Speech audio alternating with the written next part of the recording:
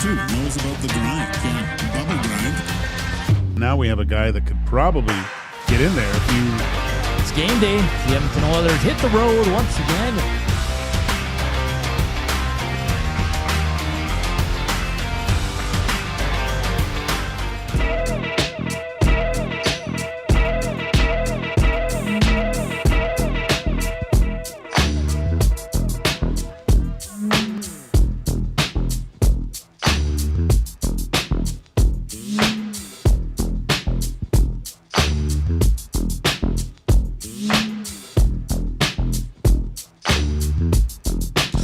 Happy Monday. How you doing out there?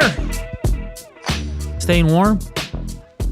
How you feeling after the weekend of sports? Lots going on. It's Joaquin, Gage, Hernan, Salas here on EST Afternoons, presented by Edmonton Sports Talk, which is presented by Play Alberta. Zach Kubish, the producer, in the house as well. Joaquin, it was funny today. We're going to get to all the sports, but few complaints this morning. It's a little cold in here. Okay. Is it? Freezing. Good. No way. It's temperate. My feet are freezing, so I put in a complaint to Dusty. If it gets too hot in here, I'm doing the rest of it from home. So no, this is perfect. Don't pump the heat up. I'm really cold right now. I had to have a tea, and I love the What tea did you use? Earl Grey. Oh, okay. Why? Just making sure you didn't steal mine. Which one's yours? The other one. You stole mine. But it's Earl Grey too. No, mine's I think it's English breakfast and a detox one. Oh, I needed tecito to warm me up. And the best part of my day so far is you and Maddie having a disagreement about the dishwasher. Oh man. Yeah. Okay. So I go in and I'm in charge of kitchen and I look at all the dishes because Friday before I left, I did cleaned up the kitchen, put everything away, right? Maddie comes in like a tornado, him and Jay on the Elks pre and post game show. And he throws all the plates in with stuff all over him. And I'm like, just give him a wipe. Yeah. And then he goes off and goes nuts and runs down the hallway to go get his AI thing that says you should leave it on because then the soap has something to stick to and the sensors of the just rinse the plate, okay? You throw the dishes in there. It cleans. All you got to do is just give it a good wipe, all right? Or else the plates are going to be dirty eventually. I've had dishwashers forever, all right? I have a really expensive one. That's too expensive. I'm mad I bought it because now it's on the fritz. But I still got to wipe the dishes or it's not clean. I'm Team Gage. You always rinse it. You always rinse it. But according to Maddie and his AI, you don't have to. Oh, yeah. His AI told me you never rinse it because it's going to... Come on. Is it not called a dishwasher? Isn't that the purpose of the device is to wash the dish? Yes. No, I understand if there's food that will stick to it. I know when you stick stuff because you can basically you basically have a whole burger stuck to your plate, Coob. No. I've always been raised to rinse the dish even before we wash them. All right. It just makes it easier. The water's still clean, so maybe later on in the day you could use it or whatever. You're using less water at home, even in the sink. Let's ask the nasties. What's proper protocol for a dishwasher? Do you rinse your dishes before putting them in, or do you not? Are you Team Gage or Team Iwanek?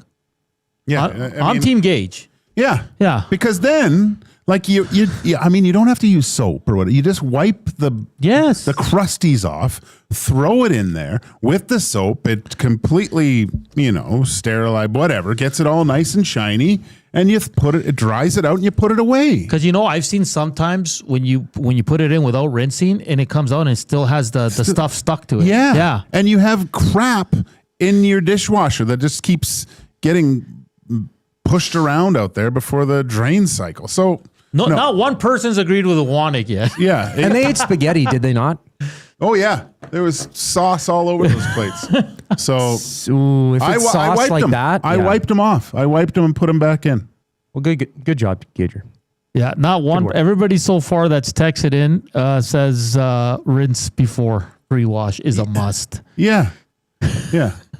Maddie comes up with his millennial AI crap and gives me crap for not doing it properly. But Old Gil says scrape clean, no rinse. It's this. What you're still scraping. Well, you might as well just get it all off, and then come on. What are we doing here, people?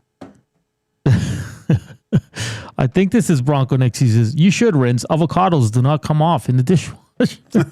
Like you don't want. Yeah, you don't want big things on there. So just rinse before you get on. Even if, you know what, I would have been fine if they just left them in the sink. Yeah. Just in water. Yeah. That's fine. At least it loosens that stuff up. But you put dishes in there that have stuff on them, and unless you're like doing it right away, but that stuff's like plaster right now. Like I had to scrub it off. Yeah. There's no way that's coming off on the next cycle. No. Not a chance. So when you pull out the plate, keep it and show Maddie. Oh, I already rinsed them. Oh, okay. Never mind. The next time he makes spaghetti, we'll see. Because you leave those in for the whole weekend. It was a Jackson Pollock painting, you know? Potsy says it's not a food washer, it's a dishwasher. Exactly. All right, let's tee up the show. Fun one. Of course, we're going to break down the Oilers' disappointing weekend. We're going to break down the Elks closing out their season. Some interesting remarks from the head coach and GM and quarterback of the Edmonton Elks. We'll get to that. We'll talk some F1. We'll talk, of course, World Series Game 3 goes tonight. Max Scherzer, Mad Max on the mound. And to talk all things Blue Jays, Adam Laskaris from Daily Hive Toronto will join us at 1:40. At 2:05, we'll do a end of the season report on the Edmonton Elks with Andrew Hoskins from the Turf District. We got highlights and lowlights coming up. We got to do the screw it. Let's do it parlay. We missed Friday by one, guys. By one. We needed a Jesper Pratt point, and it didn't come. Unfortunately, we hit the goal and we hit the assist. Who was the goal? Do you guys remember? I didn't pick the goal. I was the reason that it didn't go. Was it Kyle Connor? No. No. Who the hell did I pick? I can't remember. Braden Point goal again? No, it wasn't Braden Point. Damn, who was it? I can't remember, but we were off by one. So only 2 games today, boys. So we gotta pick some stuff. Maddie said something. Yeah. Here, let's open this up. Don't. It's probably a virus. The new dishwasher rules. Number 1 is a hard habit to break, but let's skip the preamble. You don't need to pre-rinse dishes unless one particularly gluey ingredient is on them. Yeah, like spaghetti sauce. Is that what was on? Yeah. Well, if it's left over the weekend, right? Yeah, it's left over the weekend. You have to get a crowbar to pry it off. Okay, yeah, unless you're putting it in there right away, maybe it'll get it off. But it's not getting off that plaster. I like how he sends us an article. It was Matthew's goal. Matthew's goal, right. Yeah. And then you had, who did you have? Didn't I have a Schaefer point? No. That was the day before. That was the day before. Who did you pick? Well, we both hit early, and then I was just waiting on the Devils game, man. I kept. It was a close one, too. Yeah, I checked 4 minutes left in the game, and there was no point. I'm like, uh-oh. Uh-oh. Casino Dealer J, over the weekend, it's grown to a colony by then. Yeah. Oh, boy. Matthew Wannick fan club in.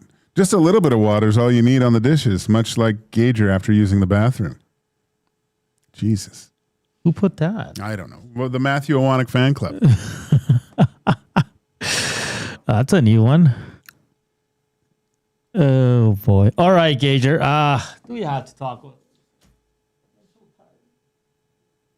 Look at this. Shanzi. Or is it Stanzi? Shanzi? Shanzi, 100% agree with Gager. My wife always gives me crap for it. But as a plumber and know how dishwashers work, it's a must. Yeah. That's coming from a guy that services the things. All right? So the consensus is Maddie's wrong. Yeah. All right. Let's get to the Oilers, Joaquin. Let's talk about needing a wash. There's crap all over it. Oh, boy. Talking about rinsing. They need a clean rinse. When will this team stop showing up like it's 11:30 Monday night game in the beer league? Like I'm just, you know why we're 10 games in and I'm already tired of it. You know why? Because we're talking about the same damn things after every game. It's the same thing, Joaquin. No, at least they're consistent. Yes, 100%. But like, you get a huge break with no Quinn Hughes. Like huge. Massive. That's her best player. It's not even close. Yeah, you showed up in the third. Okay. Again, power play helps you out. You capitalize because you're really good on it. But they just seem so like not into the season. And listen, it's human nature. Maybe they're not. Mm-hmm. 2 Stanley Cup finals. They've played a lot of hockey. They haven't had a lot of time off. But Gage, are like, we got to be done with the excuses for this team, man. You know, the just looking at yesterday's game, they were playing so slow. You know, it seemed like they just wanted, again, a men's league game where you have tons of time and space. You can take time, make your plays. Yeah. But again, you know, teams look at video on how to beat the Edmonton Oilers. And how do you beat the Edmonton Oilers? Aggressive, forward checking. Don't give them time and space. Get up in their face. Don't allow their skilled guys to take the puck with speed through the neutral zone, right? All teams have eliminated this. And on the dog walk today, I was thinking of what's wrong? Like, what are some things that are wrong? And I just look at last year in the finals when McDavid said, yeah, we're trying the same things and we just seem to just be banging our head against the wall. They're doing the same thing. They're banging their head against the wall, doing the exact same things. Like, time to switch things up a little bit and try something new. They just seem, they're like a stubborn old dog that won't change. You know, they gotta adapt here. And where does that come from? Does that come from the coaching staff? Like, something has to change, though. Well, how about new lines every damn game? How about we start there? Yeah. Like, that's not working. Sorry, it's not. Bold move going Bouchard and Nurse. They're actually pretty decent last night. That Bouchard, probably his best game of the season. He had no glaring turnovers. Either did Darnell Nurse, but not good enough. I didn't like I believe it was the offside goal, right? Because Bouchard went to take the guy and then it dropped it to Sherwood. And I was actually talking to a quite famous defenseman about that play. Yeah. I said, what should have happened there? And he responded, you have to, I said it happened pretty quick though, but shouldn't you kind of recognize the situation? And you can't really jump on one guy unless you're getting the puck or something. Yeah. And he said, yeah, you have to play that like it's a 2-on-1 and read what's coming off the bench and things like that. But they were fortunate that wasn't a goal. Yeah, it's just the lackluster efforts. So, and then they have to be behind the 8 ball, and that's when they start playing, the constant line changing. I know people are upset that the young guys, the 2 young guys and the rookie and Tomaszek, who's 29, only played 8 minutes. But that's Knoblauch, man. When Simon's here, I think Howard's going down.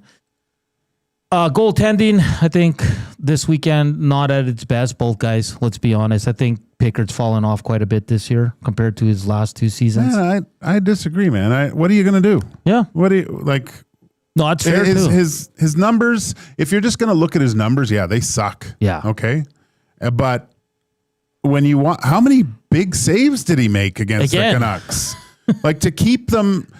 Again, I think the most important, you could say Draisaitl was, he scored and looked pretty good and buried his chances, right? But there's still another level he can get to. But again, that game should have been over. And without saves from Pickard, especially in the third, like they don't get a point. And that's what's concerning is that sometimes the goalie's keeping them in so they can get a power play and tie the game up or get back in the game. And, you said Draisaitl, he scored 2 wicked goals for sure, but he had, 5 turnovers in his own end? Seriously. So he's not, people are saying he's brilliant. Like, he's not playing brilliant. He's scoring. He's an elite goal scorer, but watch the whole effort from him. Too many turnovers. And yes, I know he's an offensive guy and they turn the puck over more. But McDavid. You know what? I'm almost getting tired of that narrative. Yeah. Right. And I think over the whole course of the weekend, one of the main terms of describing like the relationship between coach and player is accountability, right? And I'll tell you, it is poison to a locker room when accountability is different for certain players than it is for your stars. And I realize that there is a gap there. Like you're obviously living and dying with your big dogs, but if you consistently keep turning the puck over or taking bad penalties or, trying to do a little bit too much, when does the accountability start setting in? Because one guy does it and he continues to do it, but he keeps getting sent out there. But if another guy does it once, he's watching the rest of the game. It's pretty much, if you're an elite guy in the Oilers, do what you want, you won't get benched. If you're a bottom six, bottom pairing guy, you might ride the pine. And this is where the leadership comes in, and that was, I think, on the post-game show. Where's the leadership on this group? That's where it comes from. It comes from Connor McDavid when he doesn't have anything else, instead of trying to challenge three guys and turning the puck over to get it deep. Yeah, Leon, instead of the backhand sauce at the blue line trying to go cross ice that gets picked off, maybe he chips it and go and gets it that way. Yeah, That's leadership. That's playing the right way. That's playing the way that you need to be playing in April, May, and June. So why is it different from the regular season? I'm always a proponent of all good habits. Having good habits creates a good team later on where it becomes more natural. Because when you get to it at the end, all the teams that have beaten the Oilers have all been playing the right way. Yep. Look at that's a gutsy win by the Canucks. I give them full marks for that win. Could be a turning point for that team. Yeah, 100%. You go in there with all the injuries. They have their best player. They blew a 2-goal lead on Saturday. They blew another one yesterday, and then they end up winning the game. The Oilers just seem, and listen, I know they're not, but they seem disinterested. They seem like, just get us to April. I'm over this. They, like McDavid is, Gage, are like, it's hard to be critical because he's so great at times, well, most of the time. But McDavid has not been good. And again, I'm kind of fatigued with that narrative too. Like, okay, you're a great player. You're a great offensive player. But right now, you're playing as a good player on an NHL team. Yeah. I need more. Need more from you. And I know it's hard to critique him because of this, I don't know, 12.5 million years of sacrifice, but he is leaving a lot of money on the table there. Yeah. But it just doesn't seem like an inspired performance. No. I don't know. Maybe this team is, I said it, I think this team really needs Hyman, man. Yeah. This is a guy that you watch play all the time, and he plays the right way. There are no corners cut in Zach Hyman's game. No shortcuts. And I think it's important for young guys to see that. Yeah, and I think on the other side too, and we'll get to a break here coming up next. We'll get to highlights, lowlights for the weekend games. I think this offense is going to struggle to score goals. It's just the makeup of their roster. I think McDavid, Dry will get theirs. I think Hyman's going to help. Nuge is off to a really good start. Kudos to him for that. But I think the rest of the lineup, maybe one guy for a week will get hot, and then the others will struggle. I think it's going to go like that. I don't think you're going to get consistent scoring from a lot of the guys outside of the top four guys for the Oilers. And we're 10 games in, and people are going to Hernan. It's like, well, it's 10 games, okay? And we're not seeing a lot of goals.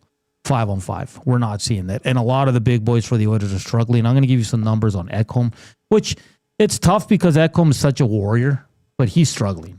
And that's putting it nicely. Like, we'll get to the goal by Kiefer Sherwood, who was a beast yesterday. Kudos to the guy. He's a third-line guy, but he's playing out of this world right now, and he led that team with his heart, determination. Yeah. He grabbed that team and said, follow me, and boy, did they ever. So highlights, Lowlights coming up for the weekend. Keep the messages coming into the Nasty Chat. Slam that thumbs up for us. Of course, the afternoon inbox is presented by the River Cree Resort and Casino. Check out Tab 25 Restaurant where the entire menu is 50% off, 7 days a week from 2 to 5 p.m. That's 780-218-9999. And like always, EST Afternoons, Edmonton Sports Talk presented by Play Alberta. If you want to sprinkle some money, all you got to do is deposit $50 or more to get a $50 free bet or a $50 casino bonus. The promo codes are EST50, EST Sports, and EST Casinos. On the other side of the break, highlights, lowlights from the Oilers weekend. Here's Coop Sports Update.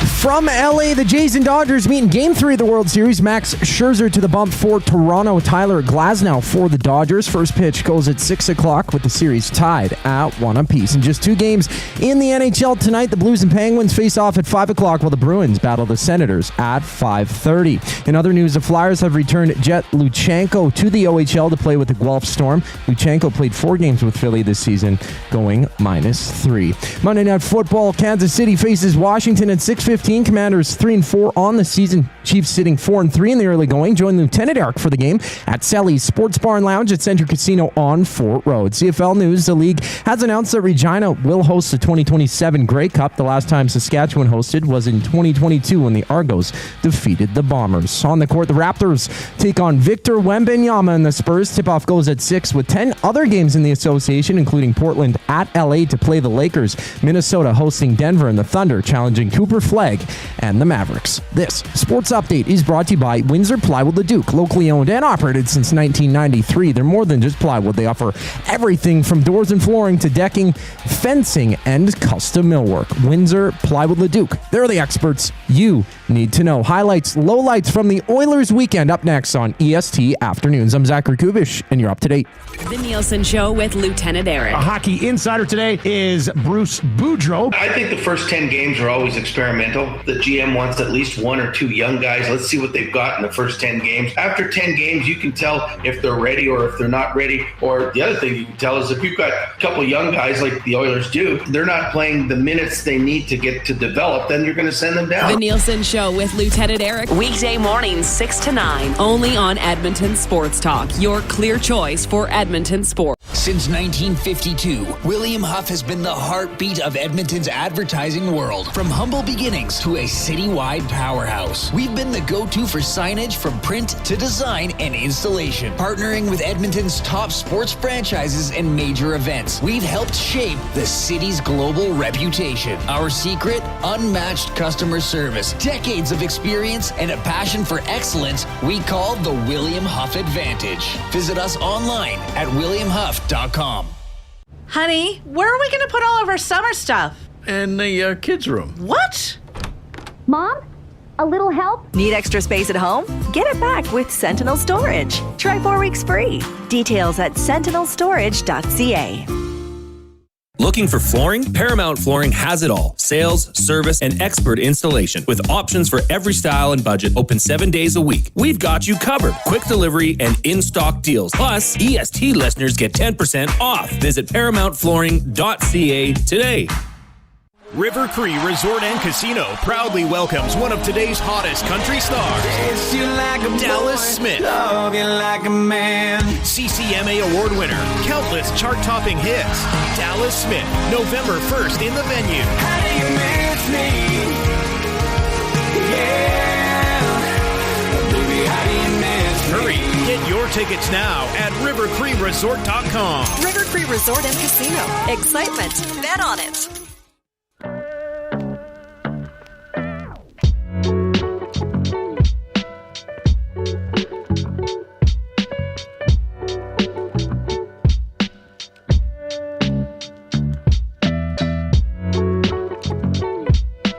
We're back here on EST Afternoons, live from the William Huff Studios. KB on the Nasty Chat says, enough Oilers talk. Let's get back to dishwashing.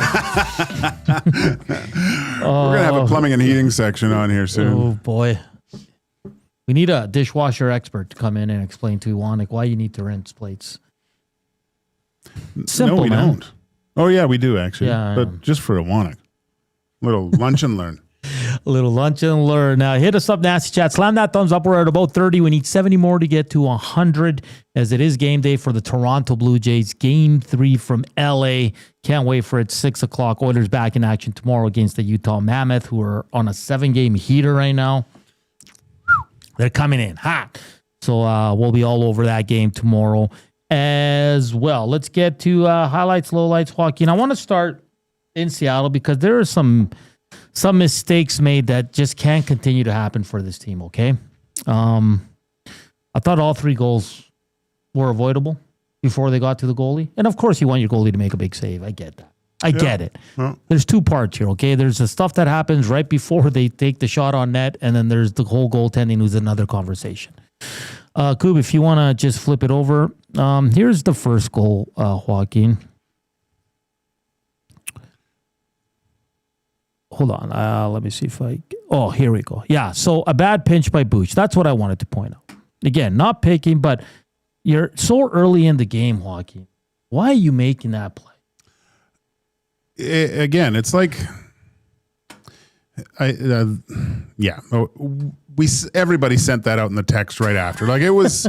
you could see it happening. And again, it's maybe a 20% chance he picks that puck off in the air. Like, it's a high risk play. You already have pressure from one guy on the boards. Like, that guy's not coming out with it. Yeah. And you're doing absolutely nothing but you're not going out. It's not at the end of the game. You're not trying to get the extra goal. You can see people coming towards you. And if that puck gets chipped by, it's a 2-on-1. It's a play you just can't make at this time. At this time of the game, or this time of the year, or in this league, it's an awful play by Buch. Yeah. Okay. And when you go down, like it's a great pass across. I don't know about the communication between goaltender and defenseman. Like I know Struddy. Like, I talked to Struddy a bit this weekend about certain things, and I've heard him talk about it as the defenseman goaltender relationship. Like, I would tell my defenders what I wanted, right? Like, I would say, hey, if you can just take the pass, let me have the shooter. Yeah. That's my job. We all both have a guy that way. And if you can just take that away or make him do something, that's fine. But I want to be able to if I can just focus on the shooter and I don't have to really worry about the pass across, I'm okay with that. Yeah. Right? Yeah. I didn't like... It looked like Skinner's, I don't know, maybe his equilibrium was off this game, but some of his movement here. And when you, as a goaltender on a 2-on-1, you want to be at a point where you want the guy to be indecisive as well, right? So if the defender's taking away the pass and you're looking at shot and all of a sudden all you see is goaltender up there, like, depending on the player, you're like, what am I going to do? I thought Stewart's you start out, try to take as much ice as possible, but then timing, right? You have to time it to get across. You can't just have your feet stuck in mud too. And you need to start developing a little bit of backwards momentum so you can push across left or right. And that's why I think you see him on this play kind of just looking awkward, because he started out so far back in his net and he couldn't generate enough speed to get back, right? Like, this is the one everybody's harping on for the way he dove across. Gage, you as a former goaltender, what are you seeing here? I see a guy that thought it was probably a 2-on-2 a little bit, right? He sees 2 guys in front of him, and he's kind of focused on the shooter so much. So to me, it seems like he was so set on that guy shooting the puck, because there's no way he's going to be able to. It's a great pass, but again, Bouchard's not close to his check a little bit, right? And it just, that motion there is complete desperation. And usually on desperation saves, it's something that you weren't expecting. Yeah, and then here on the third goal, again, just a poor play by Buch. Like, you got to be better there. I'm sorry. And then people giving Skinner a hard time for this one. Sometimes you got to give credit to the shooter. Yeah, and he's an elite scorer, right? again, it's kind of the same thing that happened with Caulfield the other night too. Give him that much time to pick his spot. Most times he's going to score here. You want to save? Yes, definitely. But you can't just give them opportunities like that. Yeah, no. Let's look at some highlights from yesterday because we're going to finish with one play, and I got to read some numbers that it's concerning for Oiler fans. But this one, some people on the panel on Sportsnet were saying that there's not many guys that can make this pass. Listen, it was a great play. But Gage, just your thoughts on Bouchard here. A bad play by Jake DeBrusk, who lets Leon go, but Leon Smart also says, oh, wait, these guys are all changing. I'm going to stay on the ice. But nice goal. Nothing to take away from it. Wow. An NHL player that can shoot the puck or pass the puck 80 feet. Every D-man should be able to do this, okay?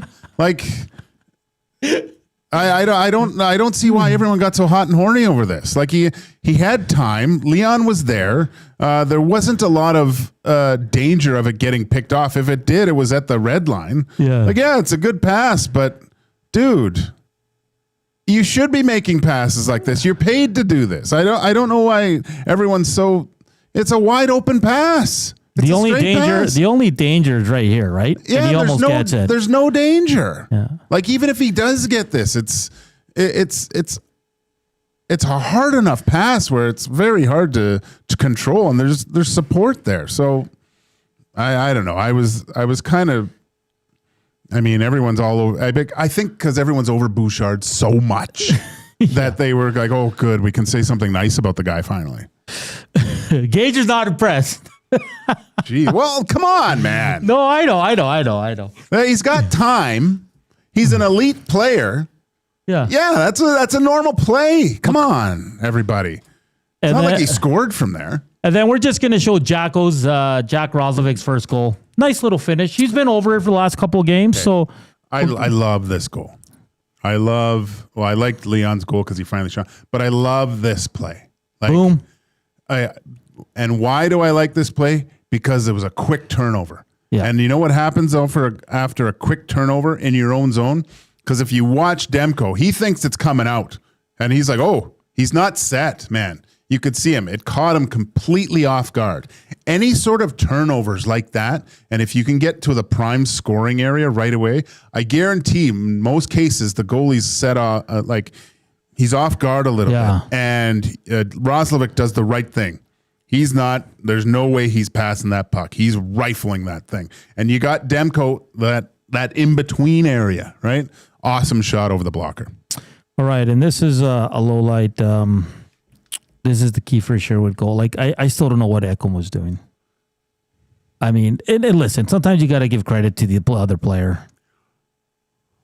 You know, there's a danger there of him passing it off. So I get why Ekholm's kind of going. But he kind of, as soon as it was a perfect play by Sherwood, right? Yeah. As soon as he sees Ekholm take one step to the other, like he's going one way, he cuts back the other. Like as soon as Ekholm takes a step to his left, he's pulling it. It was perfect timing. I thought that Wallman thought Ekholm's going to take him. Yeah. Because it didn't seem like he was fully engaged in getting back there too. Because this guy, obviously, he's in Ekholm's mind. Yeah. That's why he kind of goes that way. Even the move by Sherwood, because he goes right first, then pulls it. Oh, yeah. Yeah. Again, Sherwood was awesome. Yeah. He's the best player on the game. Oh, by far. Yeah. And, elite drag move and elite shot, right? Thing is, he shot the puck. I mean, he was in all alone, but you would see most Oilers probably try to backhand it back to whoever that is, right? That's just the beauty, man. Yeah. That's good, Coop. That's just the beauty, and not a good look for Matthias Ekholm, who's a steady Eddie, man. Like it's hard to talk his struggles, but they're real and they're here. And Gage, I'm going to read you some numbers. This is the other part that's a little disturbing. The high danger chances yesterday were 12-5 for Edmonton, and they lost the game. 12-5. Okay, for Edmonton? Yes. Who's tracking these stats? I don't know. Anyways, for players being on the ice for goals against 5-on-5, Ekholm leads the way on the Oilers with 12. Goals against all strengths, Ekholm leads with 16. And then goals against at evens, he leads with 14. Do you know who the other two are that are in the top three for being on the ice for the most goals against so far this year? McDavid, Draisaitl? You got one. McDavid. Bouchard? Yeah. Yeah. That's not good enough. That's your top pairing and your best player. Again, it comes back to this leadership thing I've been saying. Like your leaders have to show the way on both sides of the puck, not just on the offensive side.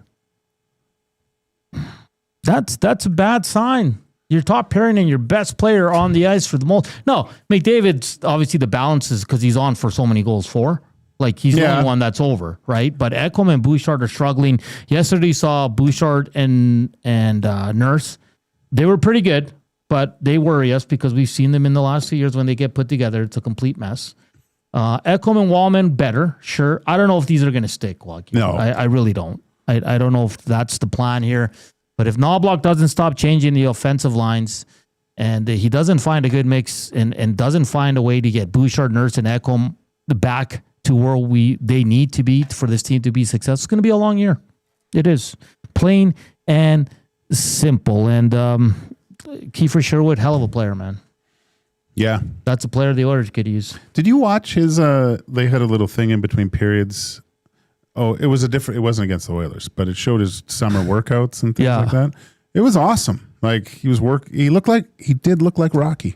He was in a barn all I needed was someone yelling, "No pain." Yeah. And it would have been, no pain. No pain.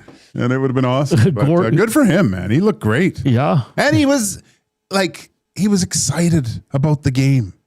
Like, when have you seen a Oiler celebrate like that after they scored? And listen, I get it. You've been there, you scored, but like the Oilers don't, like outside of Jack Roslovic, no one celebrates goals. Yeah. So yeah, hey, we're back in it. Why? Why is that? I don't know. Why is it when Leon scores, it's like, are you worried about pumping up the other team or something? I'll tell you one thing. When a guy scored on me, and if he didn't do anything, I was like, what are you doing? Like, you just scored or whatever. And it's completely lifeless, especially with a team like the Oilers. They need something to get excited about, it seems like. Show some passion, show some excitement. Gord says, Nurse ices that puck, not makes the tape-to-tape pass. Oh, boy. Hey, they were better last night. We got to give them credit. They take a lot of heat here in Edmonton for their play so far, but last night Bouchard and Nurse were okay. It's probably their best game, and they played together, so we got to give them some kudos there.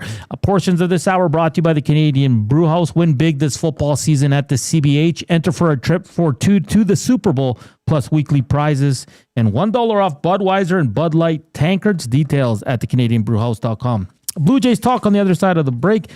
Adam Laskaris from Daily Hive Toronto joins us here to tee up Game 3 and look back on what was two really good games. I mean, the Blue Jays, that 6th inning in Game 1, and then a masterclass on the mound from Yamamoto on Saturday. So we'll talk all things Jays as Game 3 goes today at 6 o'clock Edmonton time. Mad Max to the bump for the Blue Jays. That's all coming up here on EST Afternoons. We're back after the break.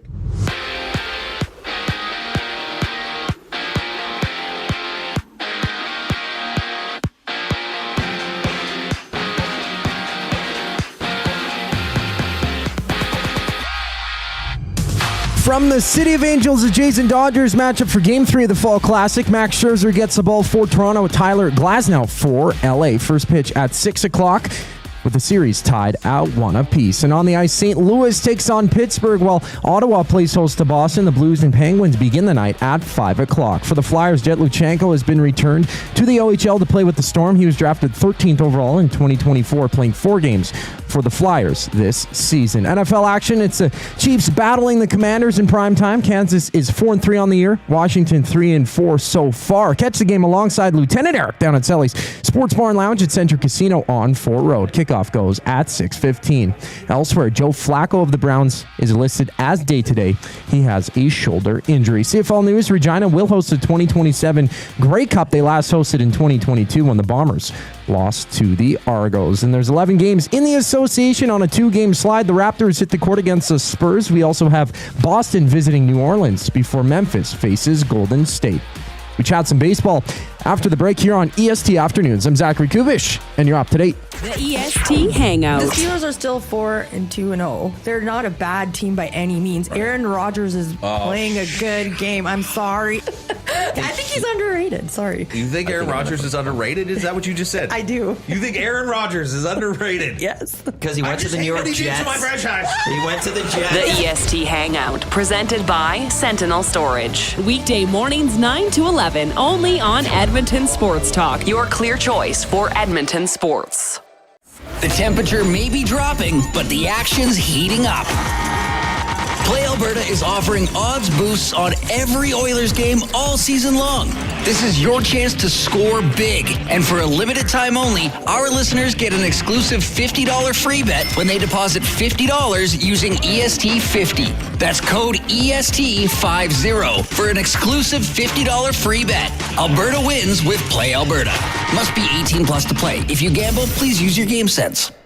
Get ready for a feast like no other. 40-ounce steak night is back this November at the Canadian Brewhouse. Sink your teeth into a hand-cut 40-ounce ribeye with all the fixins for just $49.99. Tickets available now in store or at thecanadianbrewhouse.com. Weiss Johnson, whoa.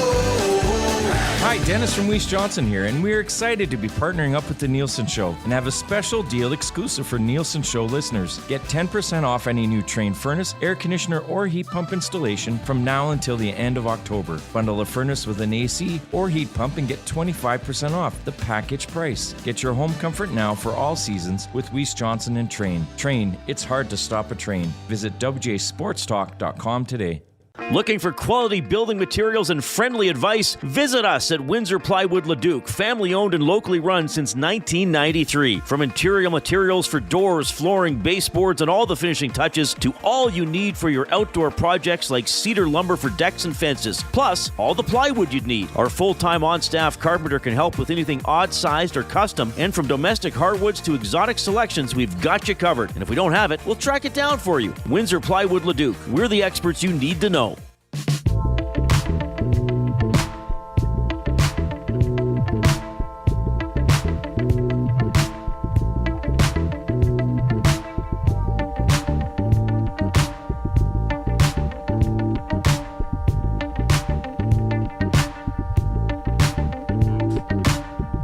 We're back here on EST Afternoons on Edmonton Sports Talk. It's game day in the World Series. Game 3, Blue Jays-Dodgers series tied at 1.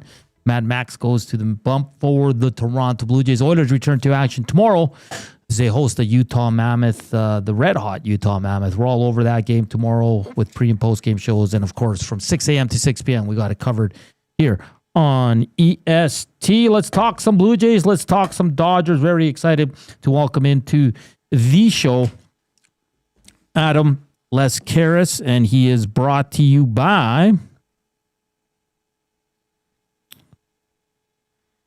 Oil Country Towing. Sorry. Edmonton's most trusted 24/7 roadside rescue team. Fast, safe, and reliable for over 15 years. Whether it's a game day or a snowstorm, we work as hard as your favorite team to get you going. Call 780-986-6088 for all your towing needs. Sorry about that, Adam. I was just looking for my liners. Should have had that ready in the break. But Adam, how you doing? Thank you for taking the time today. Oh, doing fantastic. Thanks for having me. Yeah. So let's look back. I mean, Friday, a wild game. That sixth inning will always be remembered. The grand slam by Barger, the 9 runs, kind of put that game out of reach for the Dodgers. And then you flip it to Saturday, and you get just a brilliant performance by Dodgers pitcher Yamamoto there. What you take away from the first 2 games here, and then we'll look ahead to Game 3. Yeah, I mean, Game 1 couldn't have really been written up any better for the Blue Jays fans. I think people were worried going into the series, maybe wondering, hey, like this Dodgers team has been a juggernaut these past few years. They're heavy favorites, at least on paper by some people, but the Jays had home field advantage, right? They had a pretty great regular season. They, didn't make it easy in the playoffs, but they handled their business in the playoffs and they showed, hey, like we're not really afraid of anybody. So, and then you run into, pretty much an all-time pitching performance in Game 2, right? There's almost nobody throws complete games in baseball ever, and to throw one, back-to-back games in the playoffs, you kind of give Yamamoto his flowers, and I think the Jays, for them, they say, hey, we got on that plane. They were up in the air before the clock struck midnight, literally on Saturday night. They were already in the air, off to LA and off to Game 3 tonight. Adam, just quickly though, Yamamoto did not only pitch a complete game; he cleaned the dugout after. Right? Did he really? Yeah. Yeah, he seems like a guy who's just there for business pretty much, right? He couldn't have performed it much better. He was in his post game press conference and he was chatting and he was just kind of saying like, hey, like, yeah, I'm happy to do this. Like, this is kind of what I was born to do, and just very very workmanlike performance. And it was funny. I was writing my like in-game story and I was kind of like, oh, the Jays bats can't get to it, and I like had a line in there that was like, the Dodgers went to the bullpen in the X inning, and then I had to delete that line. He went through the whole order. Basically put the team on his back, and Toronto was only able to muster up the 1 run and I believe 4 hits on the day. Adam, let's look at the starting pitchers for tonight. I think it's Billy Chappell for the Blue Jays, and hopefully a Billy Chappell performance from Max Scherzer and Tyler Glasnow. What can you tell us the challenges? Or what is it like for the Jays to go from Yamamoto to Glasnow right now?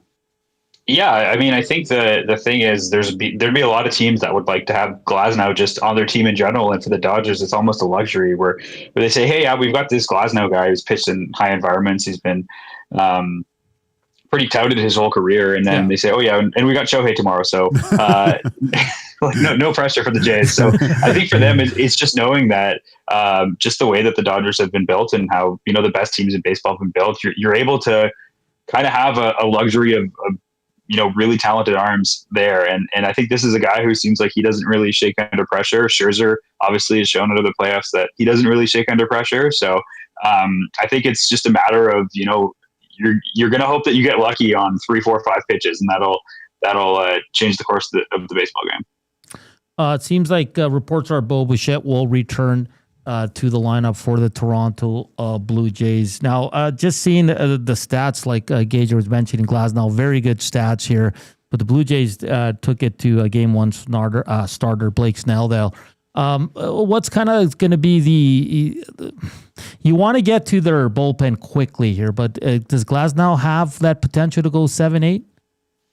Yeah, I mean, I think that any pitcher in the postseason that's starting games at this point will say like they want to go as deep as possible, and they know that they kind of are leaving it all on the table because you might be scheduled for another start, but you might not make it to that start. You might be on short rest, and you know that, hey, spring training is a long time away. You can pretty much throw your arm out as much as possible. And if if you're Dave Roberts, you're kind of looking at that and saying, hey, maybe we'd pull you 10 pitches sooner, maybe we'd pull you 20 pitches sooner, but 10 pitches in a baseball game, it's not always going to be 10 outs. It's almost never going to be 10 outs, but you know what I mean? Like you don't really know how many more batters a guy has left in them. So I think that Glasnow is a guy who, he seems like he's really locked in for the moment. And for Toronto, it's just a challenge of saying, hey, sometimes the starting pitcher that they're able to go those 7 innings. Obviously, sometimes they go the 9 innings, and then sometimes even in Game 7 of the ALCS for the Blue Jays, Bieber only won a few innings, but Toronto was able to turn to the bullpen. And so it's not always a matter of getting that guy out of there, but for the Jays, that'll certainly be their first task to try to chase him tonight. Adam, obviously the series against the Mariners going back to Seattle, the Jays fans weren't too hopeful, but saw what the Jays were able to do on the road. Who in your mind does the kind of pressure shift to? Does it go back on the Dodgers as trying to end this thing at home, or can the Jays be a little bit footloose and fancy free now going up against the juggernaut, knowing that there's a little bit more pressure on the Dodgers to win right now? Yeah, I think there's pressure all over. I think the interesting thing with baseball is you'll get some questions asked about that, and the team will be asked about that. And I think the way that baseball players are wired, it's just a little bit different than other athletes, where they almost don't even think more than 24 hours ahead of time. I know that sounds cliche, but I think that they're just so focused on their routines and how crazy the sport of baseball can be. And just for pitchers, you can't really say, hey, Hoffman, we're going to use you tonight and not tomorrow, right? It's not like, hey, we got a back-to-back in hockey and we're going to, put out our goalies the way we want. It's just kind of like, hey guys, let's see how it goes tonight. Maybe we go 14 innings, maybe we don't. So I think that there's definitely a lot of pressure on both sides. And I think for Toronto, there's the pressure just knowing, how rare an opportunity this is. And I think for most people, they say, hey, the World Series, hasn't been in Canada for 3 decades now. And but for the Dodgers, obviously, there's the pressure to be an all-time great team as well. Adam Laskaris from the Daily Hive in Toronto joining us here on EST Afternoons. I mean, we all love Mad Max. He's got the moxie, he's got the experience.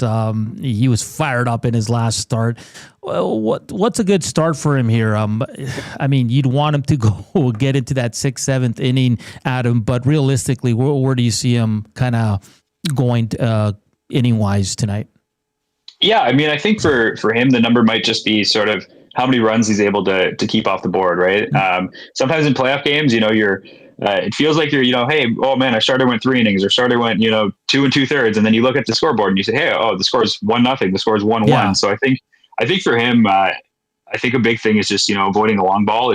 Easier said than done, obviously, but I think it's just important that however he does, the Jays are able to make sure that they're still close. There's nothing worse than your starter gets pulled after a few innings, and you look, we got 7 innings to go, and we got a 5-run deficit, and are we going to get Chris Bassett to go 3-4 innings to get us out of this jam? So I think for the Jays, they're going to try and push him as far as he can go. We've seen in the playoffs he wants to go pretty much as far as he can. So something in that 4 or 5 inning range could be enough. I think it's just important that obviously he's able to keep the runs off the board as well. Well, the fun thing about Mad Max, he'll tell Schneider when he's ready to come out of the game, right? Yeah, Schneider had that one quote today or yesterday. He said, "I don't think I'm going to have too many mound visits." I think it's a fun relationship. I think it might be a little bit overblown sometimes, where people assume that it's like more about it's like way too personal, or like Scherzer doesn't trust Schneider, or Schneider is like making all the wrong decisions. And I'm like, I think that's just a guy who's a gamer, and he knows that, hey, this could be my last baseball game ever, right? He's who knows what's in the future for him. So I think he's a guy who's saying, I'm going to give it my all. I might yell at you, but everybody said it. It's not anything personal. It's just, hey, I'm trying to do everything that I can. I think I got a bit more in me.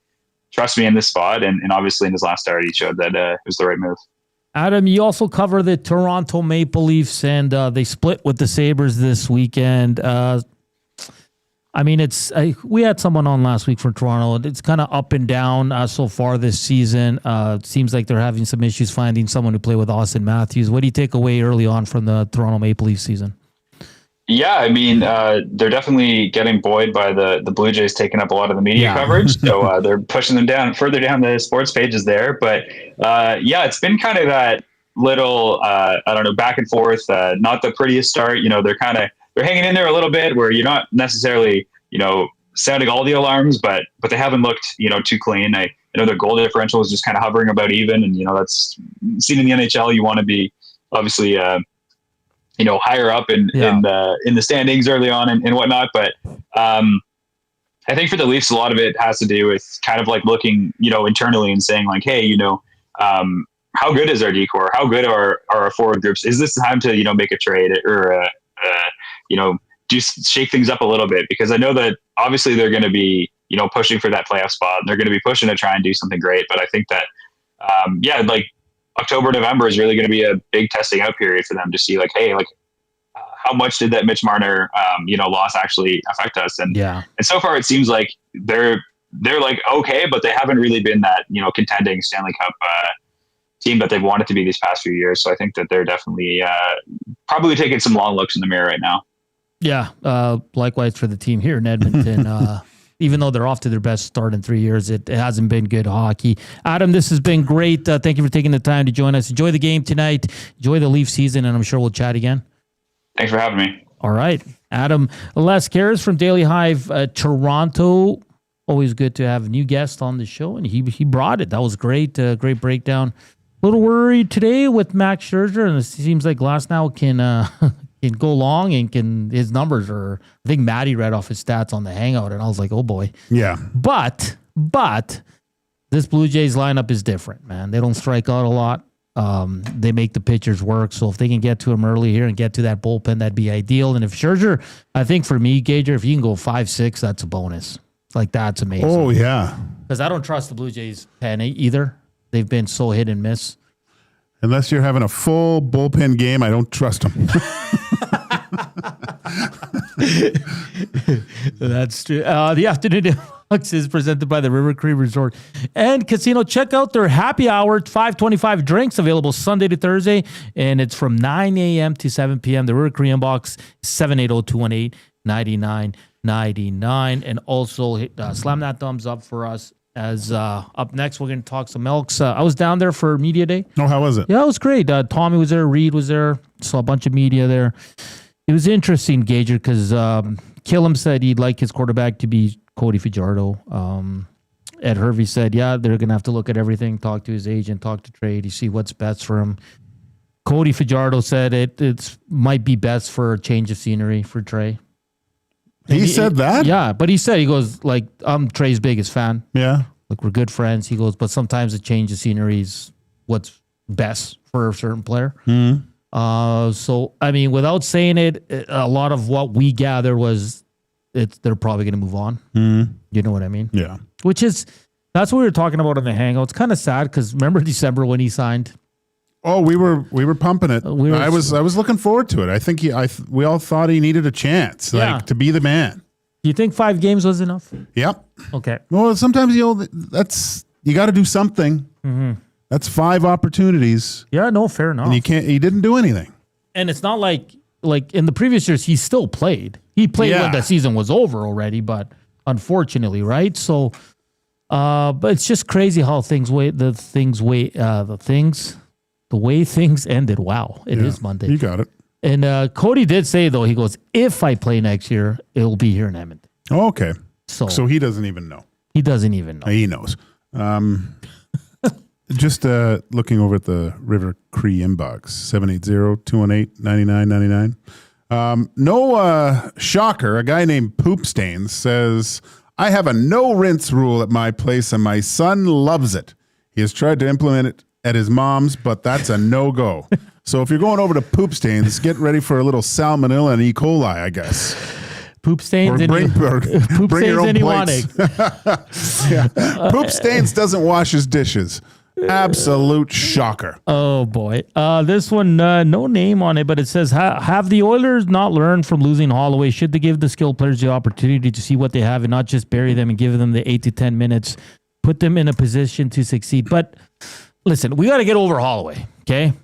Like, it's done. He's moved on. He's got 3 points in 8 games. He's not killing it this year, okay? He's a good player. He's going to be in the NHL. Get over it. We have to get over it. Like, enough with Dylan Holloway, okay? On the other side, Joaquin, I don't think Knoblauch is doing wrong with Savoy. Like, Savoy's played a lot outside yesterday. Yeah. He hasn't produced. He's not just going to get put with Draisaitl or McDavid for, this team needs to figure it out. Howard, in his limited time, he's played a lot less than Savoy. He's been pretty good. He's been okay. I think Savoy's been the better of the two. Yeah. But I like what I've seen so far, right? But I don't see this as the Oilers screwing up their young player. No, I don't.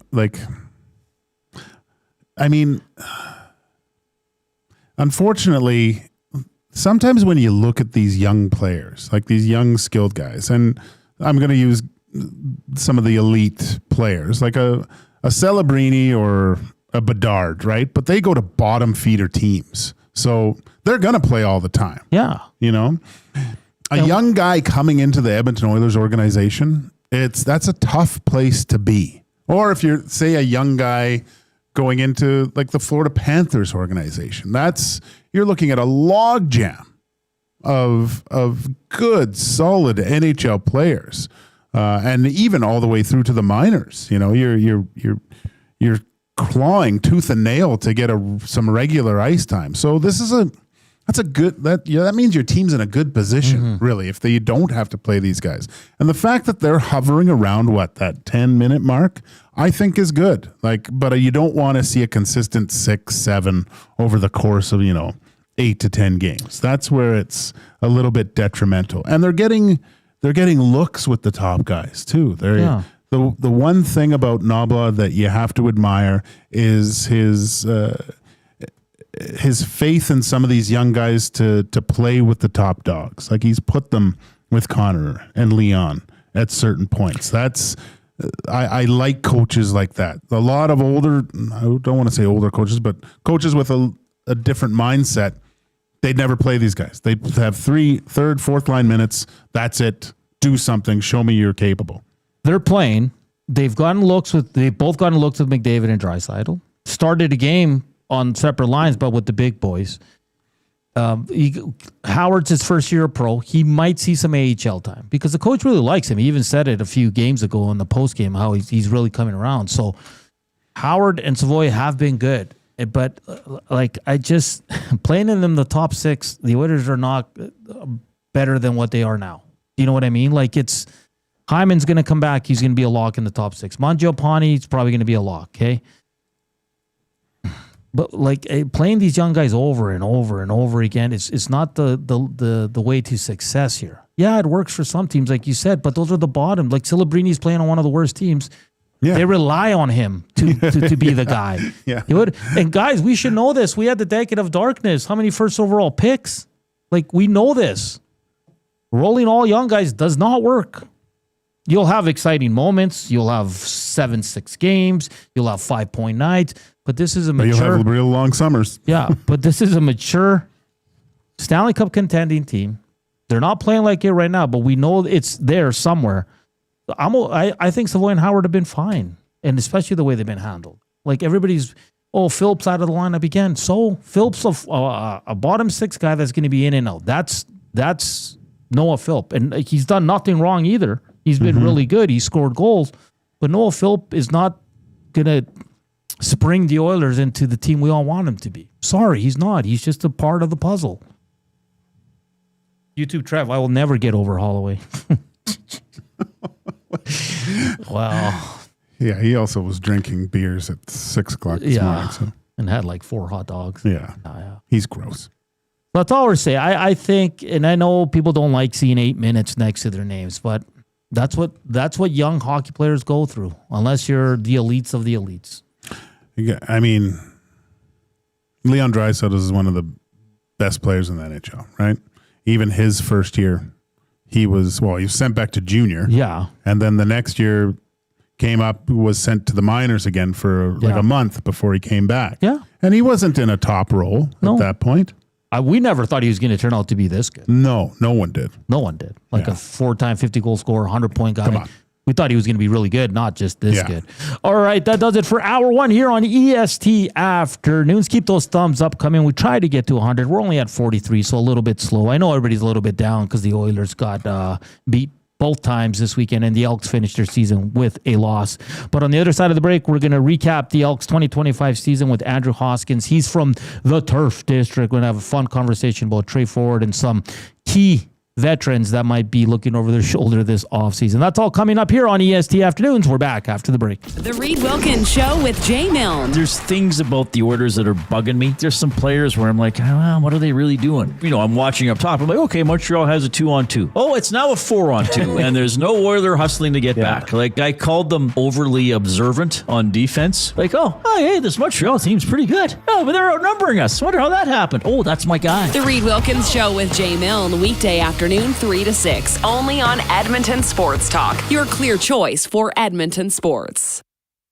Running your own small business takes courage, and as it grows, so does your team. That's why Alberta Blue Cross offers health, dental, life, disability, and wellness benefits designed for small businesses, because we know a healthy team means a thriving business. Join over 5,000 Alberta businesses who have chosen us to help their business grow and succeed. Alberta Blue Cross takes care of you and your employees, so you can take care of your business. Visit ab.bluecross.ca to find a plan that's right for you. When gambling, set a budget before you play. Stay informed and visit GameSenseAB.ca to learn how. Remember, if you gamble, use your game sense. You've heard the name, but what does it mean? For over 66 years, William Huff Advertising has supplied signage from screen printing to digital to LED with design, production, and install in-house. It's a one-stop shop for all your signage needs. Edmonton owned and operated, William Huff has been trusted by the biggest companies and teams in the City of Champions and many others across the country to do the job. If you're looking for a way to get the word out about your company or event, they are the answer. Go to www.williamhuff.com. Their results speak for themselves. Skip the couch and hit the Canadian Brewhouse. Your home for every puck drop, every goal, and every cheer. With ice-cold drinks, massive screens, and the best fans in town. This hockey season, our house is your arena.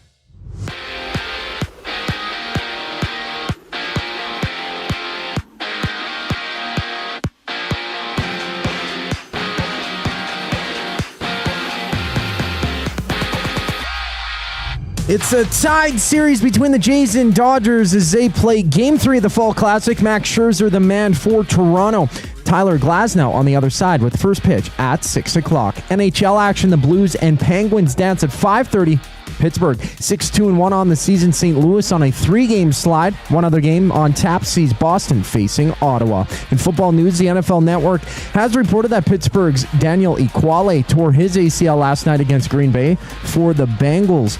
Joe Flacco is day-to-day with a shoulder injury. On the field, the Chiefs and Commanders kick off at 6:15. Watch the game at Sally's Sports Bar and Lounge at Century Casino on Fort Road to join Lieutenant Eric for the action. Elsewhere, the CFL has announced that Regina will host the 2027 Grey Cup. And on the court, Toronto visits San Antonio to take on Victor Wembanyama and the Spurs. 10 other games on the slate. Nets and Rockets tipping off while Orlando visits Philadelphia. I'm Zachary Kubish. That was your sports update. Hour 2 of EST Afternoon starts right now.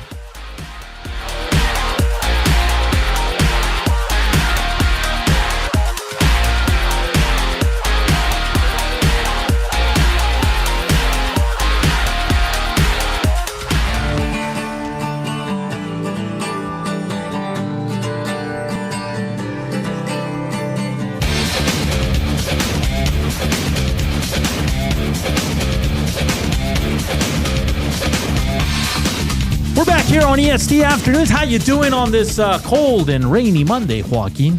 Very cold. You just said you were hot. It was flurrying outside when I got here. Flurrying? A little bit. Sprinkles of snow. Ugh, don't say that word. Get those snow tires on. Don't say that word. I got all season, baby. That doesn't work.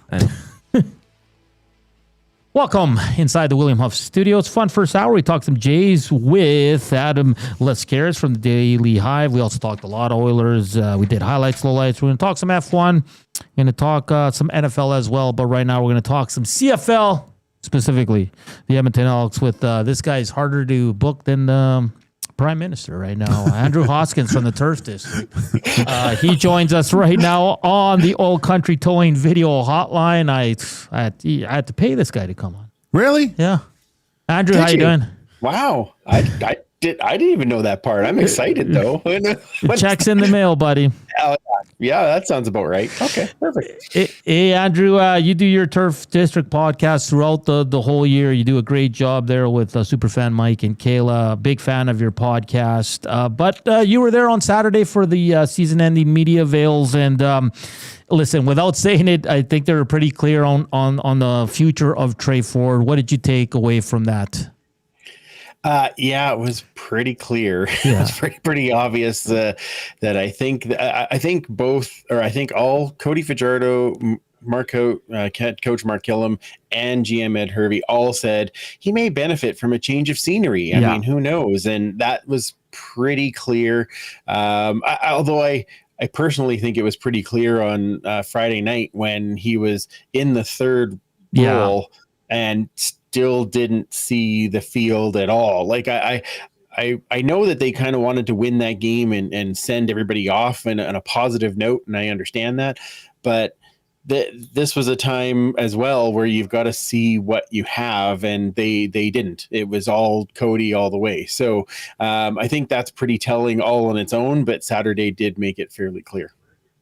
So I just want to touch on Killam for a sec. What would you give his grade, like from the beginning of the season to the end, being the first-time head coach? And I know he's been on the bench for a number of years now, but this was the first kind of season with the full reins. What kind of grade would you give him as a coach? I think I'd give him about a B-, like good, not great. I just think he still has things that he's learning. I look at a lot of the things we talked about it near the end of the season where it was we were looking for that aggression to try and take those wins away, and it just wasn't there. And I'm assuming that's mostly his call. So unless he has a different thing that he's talked about with Jordan Maksimic as the coordinator. But I did find that there were a few things like that. Do I think that he managed the players well? Overall, yes. I think that they believe in him. They want to work with him. They want to be able to have success for him. And I think that he built the foundation of that staff well, because again, all new guys kind of coming together that kind of knew each other, from in and around, but didn't really know each other working together. So I think I think he did a lot of good things there. I just where I saw him fall down a little bit, and he would admit this too, is he got a little hot on the sidelines sometimes, and he didn't he wears his feelings on his sleeve, and that's not such a bad thing sometimes. But I remember a coach we had not that long ago that had blow-ups on the sidelines, and it became the biggest story of the CFL, and now he's one of the best coaches in the league in Montreal. So I just I'm excited to see where he goes from here. And I think he did do a lot of things right. I think he had a lot of things to do. But I think he's still learning that head coach and the position of not just being the special teams guy, but being the guy for everybody. And that's something that he's got to learn. And he also has to learn, he has to deal with us all the time, and that can't be easy for anybody. But he did well as it went along. But I know that's something that he's got to learn to kind of work with as well. Yeah, you're right, because at first he was a little short. It wasn't really giving much there. But Andrew Hoskins from Turf District Podcast joining us here on EST Afternoons. Just back to Trey, I guess a two-part question. Do you think 5 games this year was enough?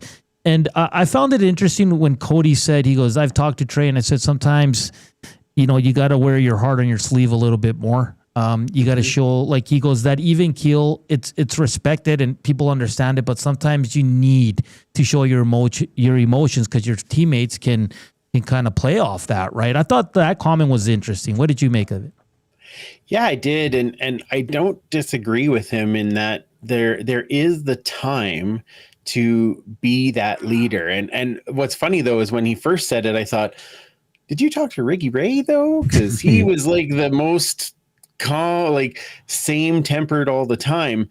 The difference being is that Ricky had the results to back it up. Yeah. Right. And so I'm not saying that Trey isn't an exciting player. He 100% is. And he has lots of amazing athletic abilities.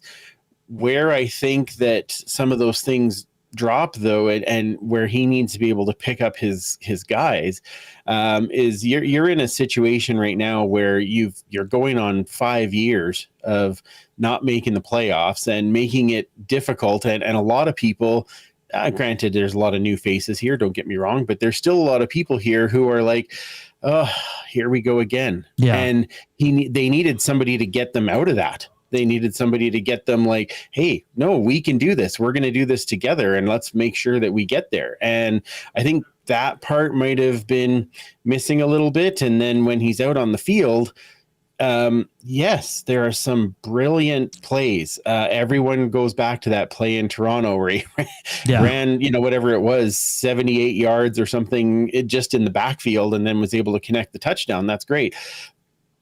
But those are the exception to the rule. And it kind of seemed a lot of times, as I'm watching him anyway, is that it seemed a little more sandlot football and not, this is what the offensive coordinator needs you to do. And you need to be sharp on your reads and be able to know what's happening before the play starts. And those are things that he needs more experience to learn. But I think he also needed to learn that from Cody to be like, okay, but there's more to it than just knowing the play. You're the leader. You've got to be able to do these things, either play it on the field and make it happen, or be the pump up guy. You kind of need to be able to do a bit of both, but definitely one or the other really well to make the team go forward. Andrew said at the beginning there, the 5 years since the playoffs, kind of for the past few seasons, the Elks, to the exception of this year, because there was the playoff run that had light at the end of the tunnel there. But how now it's playoffs or nothing, I'm assuming, next year. Like, it has to be a playoff berth at least. Like, this is enough's enough at this point. Starting the season is imperative. Can't get off to the bad start. But how does that, as a coaching staff, I mean, we've heard Morris at length say there's no more revolving doors. Where do they need to improve this team to be better at the beginning of the season to make sure that it doesn't come down to hopefully the last few games and then you're just jockeying for possibly a home playoff date? Yeah, that's a great question. And I think one of the things is to keep as much consistency in that coaching staff as they can. And a lot of people don't want to hear that because not everybody's a big fan of the way Maximic called the offense, and how they kind of were able to produce in some games and not in others. And I mean, Justin Rankin is an amazing player, but majority of his scores are on explosion plays. We're not being able to get the 4 or 5 yard plays because the offensive line struggled this year. So I think that some consistency at the coaching is important, though, because you look at a guy like JC Sherritt, where at the beginning of the season, the defense was struggling and we had all the big names on the defense, but oh my goodness, we're giving up 30, 40 points a game easily. And as the season went on, you saw them buy into that system and understand what it is they needed to do in the system. I think JC Sherritt is going to be an excellent defensive coordinator, but it does take time, especially when you're bringing in, I don't know how many guys in the starting defense were either their first year or second year and actually have success. But they have a great building block now to really work on that. On the offensive side, they've got to probably as much energy as they put into the free agency side on defense this past season. I think they've got to put that into the offensive side, help protect Cody a little bit. And as Mark Killam said, he wants to see Cody Fajardo under center in 2026. I hope so too. And I think if they find a way to be able to get a little more on track with that offense, it takes time to learn those things, but they've got a few pieces that are great. They need to bring in some pieces to just support that side a bit more. Andrew, another interesting part from Saturday, Ed Hervey was asked about the linebacking core. A lot of guys stepped up. It was crazy because they lost a lot of vets, but usually that's kind of the down of a team, but instead the Elks got better defensively with all these young guys in there. But when you look at Brock Mogensen, you look at Joel DeBlanco, Nick Anderson, Niles Morgan, he said there's probably not room for all of them here. I think the Sam linebacker spot is spoken for with Logan Jr. Hervey brought him up. He wasn't even asked about him, but he brought him up as a player that really stood out for him. So it comes down to for those 3 guys for 2 spots. 4 guys for 2 spots. How are you seeing this? Who do you think is going to be released? Who do you think is going to be starting at middle and on the other side of the Sam linebacker? Yeah, that's going to be an interesting spot. I almost hate to say it because I am a fan of Niles Morgan and me too, man. Love Niles. I love Niles. He's amazing. But I can see them going Anderson and DeBlanco at those spots and keep Mogensen as the backup, because if we learned anything this year, linebackers also get hurt a lot. And so we do need to have some support on that side. I thought even Eteva didn't have a bad game when he came in on Friday night either. So I feel like those are guys that are going to be less expensive, which gives you some salary cap room to work in some of these areas that you're going to need. So that would be my guess. Anderson only really getting the one gear to shine, and then this year mostly out with injury. I feel like he'll be back still. Well, even Hervey was saying that DeBlanco, played way more than they even thought, but he was worthy of that first overall pick. So I can't see him going anywhere. So that, I think, unfortunately leaves Niles on the outside looking in, unless he's looking at, okay, can I take a discount like a hometown discount because I know he has business here and that type of thing, and becomes almost another sideline coach, but is there to play when needed. That might be an option, but I feel like the other three are the main ones that we're going to see. Yeah, I said it on the hangout. DeBlanco is almost the body type too to play kind of the edge, like on the line, right? So you can put Anderson in his normal spot, Mogensen at middle. So they have options, and it's fascinating because we want all the secondary to come back, and that was the biggest question mark going into the season. We thought the D line was going to be the stars of the defense, and it's flipped all around. 7-11 again, but is there more optimism this year? I think so. And the reason I think that is because there was 5 wins at home. And that's a good point. Yeah. It feels way better when you're leaving Commonwealth after a win than after a loss. Right. And it helps to raise the optimism because you're like, oh, they can win at home. Like I remember when I was first a fan, it was just like, oh yeah, people would come to Commonwealth and get drubbed. Like that's just how it worked. And it was a scary place to have to come play as an opponent. And that was lost over these last dark times. And this year they had the same number of home wins than they have collectively in the last 4 years. So I think that just sprouts more optimism, more hope. You get to see that they're competing. There was lots of games that were very close that they probably could have won if one thing went the right way or the other. So I really do think there is more optimism. And I feel like the players also, in the years past, they always say, oh, we believe and we believe and we believe in each other and this type of thing. I don't know how much I believed them saying that, whereas this year I do. It just feels like, and another thing, like I said with Killam, was just he brought back that feeling of the brotherhood in that locker room, where they definitely had been missing that over the last little while. So I will go that I feel more optimism, even though we're talking about, okay, the possibility of no more Trey Ford, no more Miles Morgan, probably some changes on the offensive. There's got to be some changes on the offensive line. And D-line, right? There might be some vets being released, right? There may be 100%.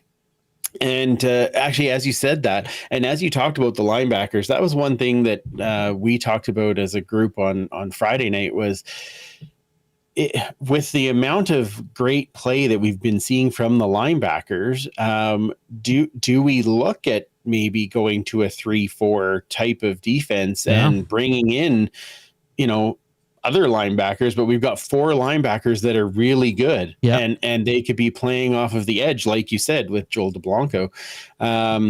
So anyway, there's lots of change that could happen. The difference being this year is that I don't think the amount of change is going to be the same that we have seen over the past 3 years. I think it's going to be this little piece, this organized, set up the way these guys are going to go. And that will be it, and they'll try from there. I think that's optimistic. No, that's great. And the 3-4, man, that's old school, man. That's when I used to dominate in Madden. My defense always played a 3-4. Well, that was also how we dominated in the 80s. Okay, that was how we ran a 3-4. It was, like James Parker was James Parker was the linebacker that would come off the edge. We have the ability and we've known that it's worked before. So my old school thinking, there's a reason that I look like this white is because, maybe that works if you have the proper guys in those positions that can take over that kind of half rush spot. Andrew, going to put you on the spot. Last question here. Who's in the Grey Cup this year? Nobody. No, that's not true. I'm going to go with, I'm going to tell you who I want to be. I would love to see a BC Montreal final. because then no matter who wins, I'm really not that upset. But and the two best quarterbacks in the game right now. Oh, 100%. Yeah. 100%. And that would be a great, like, it would be an explosive type game. I think it would be fun to watch, a very offensive game. But no, I'm not going to say those others. I'm going to go with that's who's getting there. You can say it, Andrew. You can say it. Oh, God, if it's... No, don't. It might manifest itself. Don't do it. No, there's no, sorry. Only one shade of green is allowed to be in the Grey Cup, and we're not in the playoffs this year. So that's how that works. Sweet. I will, I'm sure I'll get slaughtered for that from somebody, but needless to say, I would like to see BC in Montreal. Andrew, of course, your podcast runs on EST after 6 o'clock, but just tell our audience where they can find your work. Yeah, absolutely. If you want to join us live, we record on Tuesday nights on YouTube, and then the regular podcast comes out on Wednesdays, usually anywhere you can find your podcasts. And if you look up at the Turf District on pretty much any social media, you'll find us. And you do some writing? I do some writing. Yes, yeah. I do some writing for 3 Down Nation, and you can find those. I was just doing post-game recaps. Okay. So, but I do get involved in some of the voting and all of those fun things when we're talking about awards. So you can find that all on 3 Down Nation, or if you follow my Twitter, it's at @FreePalicious. Should be easy to spell. And you can just find me there, and all of the stuff all of my articles get posted there. Good stuff. Andrew, this has been great. Thank you for running down the Elks 2025 season. It's going to be another interesting offseason. Maybe not as busy as last year, but it should be fun. All the best, buddy, and we'll chat soon. Yeah, thanks so much. And also, hey, now that the season's over, like, you can book me for nothing pretty much all the time. You just let me know. I'm here. When there's news, you let me know. We'll come and chat. Good to know, Thanks, buddy. Ernie. All right, that's Andrew Hoskins from the Turf District podcast, one of the best, if not the best, Elks podcasts out there. They've been going for years. Coop, Andrew's. Oh, there we go. Oh, sorry about that. That was a great conversation. Andrew's great. He has a beat on this team. He covers them greatly and does a great job. Check out their podcast. It's really fun. A Superfan Mike, he collects all this old school Elk stuff. Can't remember what the segment's called, but he like, I'd love to go to that guy's house, check out his memorabilia. It is outstanding, man. Absolutely outstanding. All right, on the other side of the break, we'll talk some F1, we'll talk some NFL, and more Oilers on the way. And of course, screw it, let's do it. Parlay also on the way here on EST Afternoon. Slam that thumbs up for us. Here's Coob with your sports update.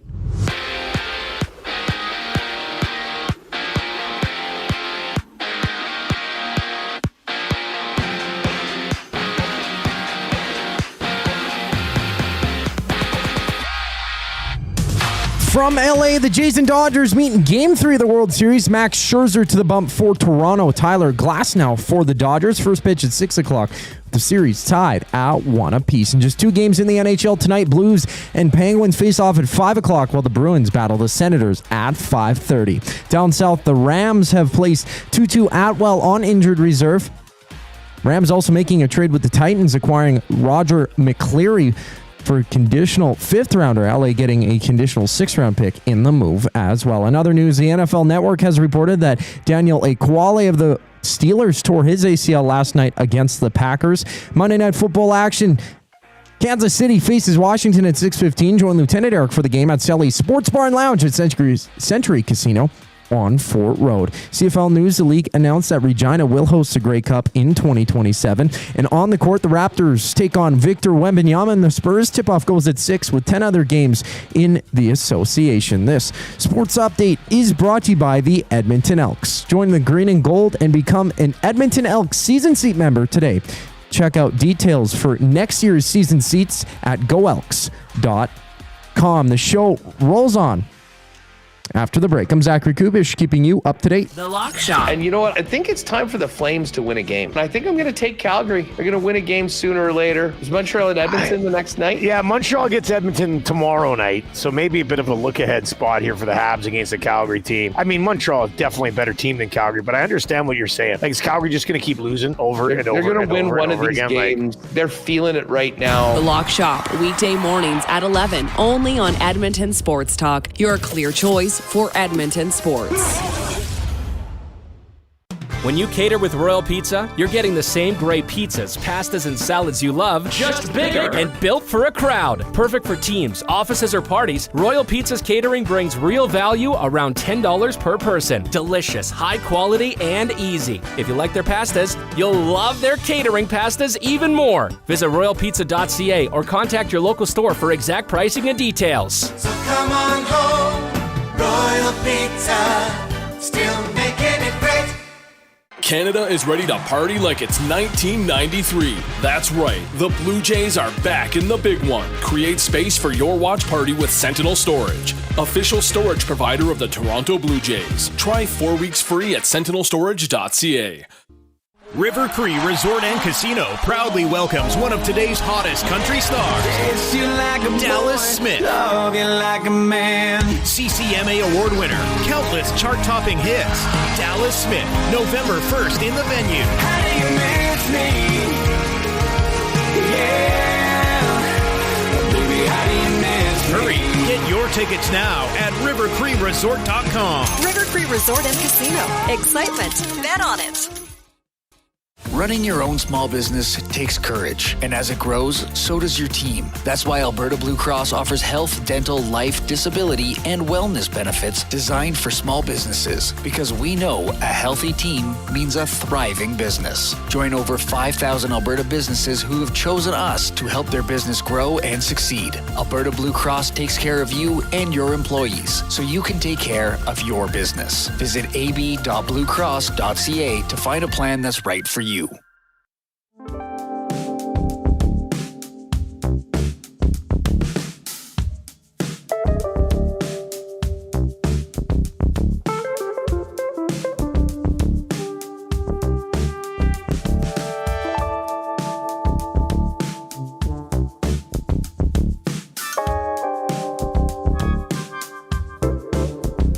We're back here on EST Afternoons on Edmonton Sports Talk, live from the William Huff Studios. How you doing out there? How many of you were out last night with good old Tom Gazzola at BP's Westgate? Not me. Boom Boom was there. Boom Boom. Belzy? What's he doing there? The show. Oh, Boom Boom. He's quite the character. I saw Big Uke was there. Was he? The Combine crew. Were they? Yeah.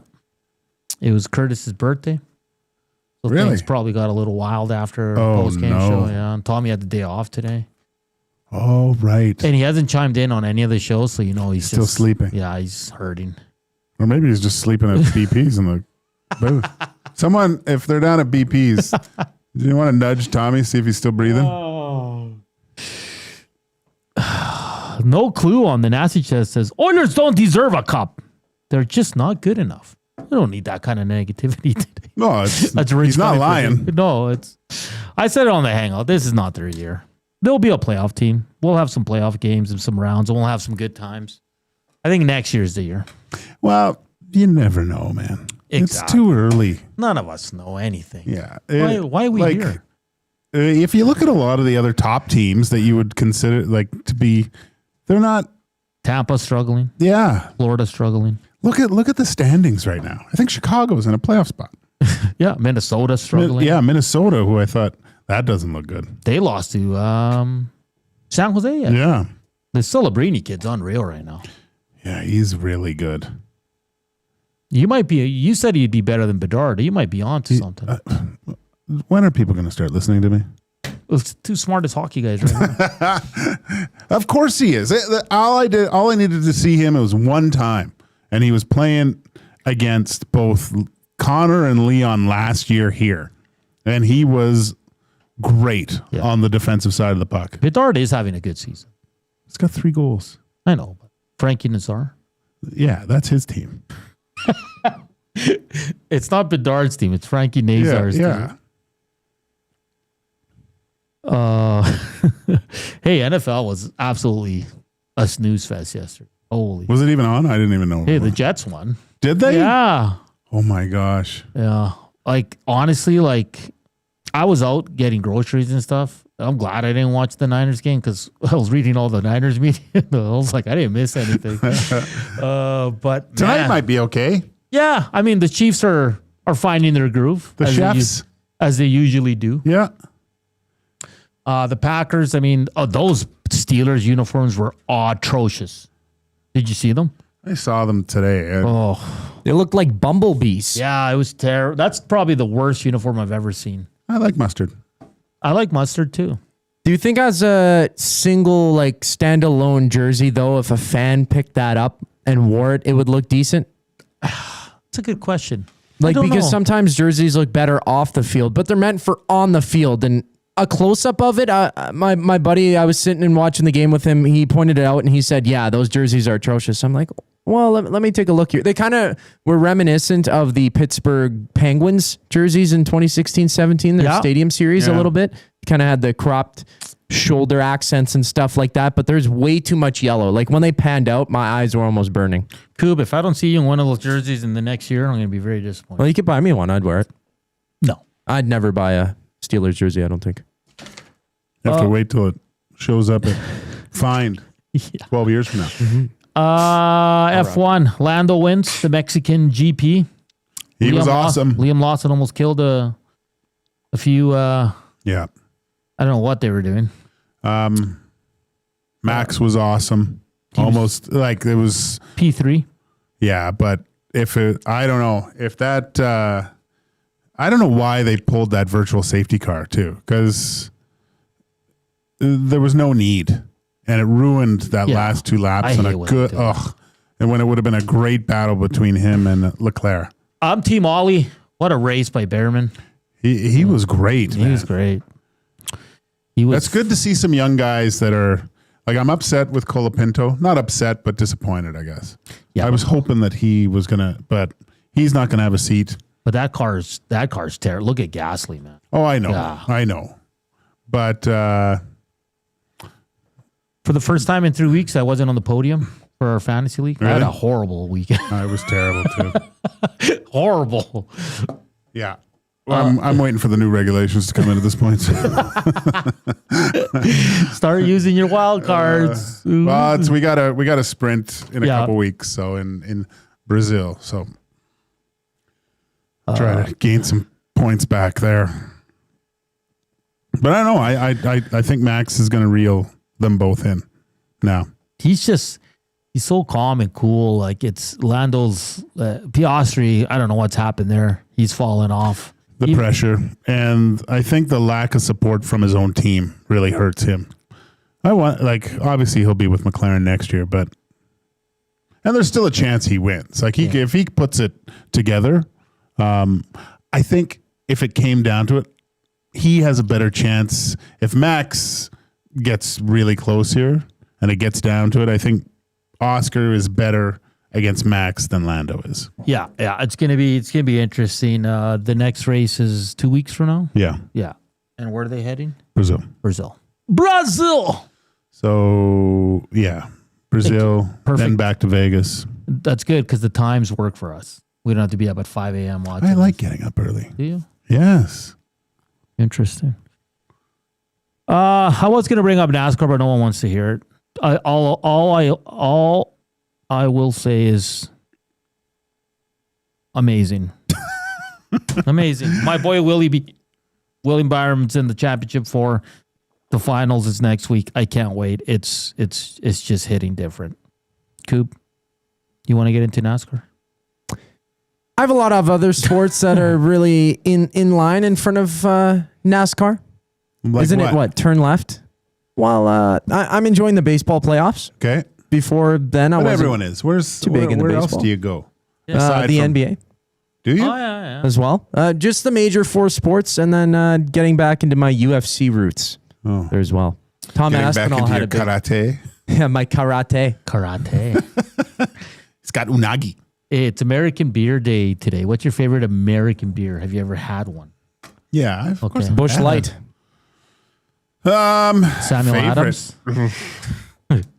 What is an American beer that I like? Samuel Adams. I'm looking at some right now. Name some. Coors? Is it not? Michelob Ultra? I guess Corona? Coors. I do. Isn't Miller Lite the champagne of beers? Budweiser? I haven't had a Budweiser. Oh, you know what? I think I did have a Budweiser. It was a while ago. It was on sale, and it was like in one of those massive tanks, and it was actually quite good. Yeah, it's not bad. Yeah. Man. I mean, it's Budweiser. I was really thirsty. The Miller High Life is good too. Yeah, that's the champagne of beers, I believe. That's good. I like it. It's all American beer to me. Most of it is men's league hockey beer. Yes. Where it has to be sitting in the cooler on ice for the entire game, and it has to be like so cold it almost freezes. And you go MGD, Tango in the nasty chat. Yeah, a good, but it has to. You almost have to wear a glove on the bottle because it's so cold it'll burn your hand. MGD's good, man. That's a yellow can with the red accent, right?